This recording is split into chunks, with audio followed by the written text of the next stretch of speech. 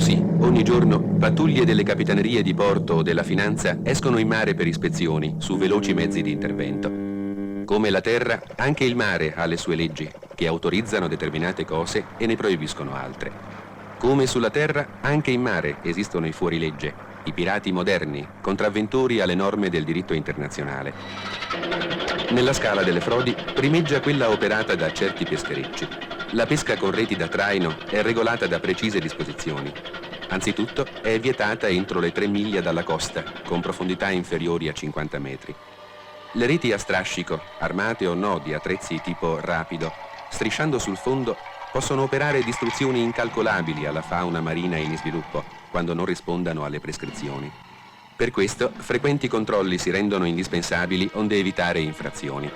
Per legge, le reti non possono essere composte in alcuna parte da maglie di dimensioni inferiori a 20 mm, ciò per evitare la cattura di avannotti, uova ed esseri allo stato larvale, costituenti l'avvenire biologico del mare.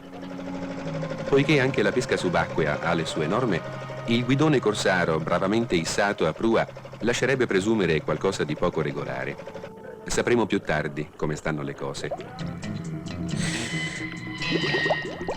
La legge, in quasi tutti i paesi del mondo, vieta la pesca subacquea con l'autorespiratore. Fa eccezione l'Italia, dove, anche per questa libertà, il pesce stanziale è quasi totalmente scomparso dai fondali alla portata dei veri sportivi che pescano a fiato.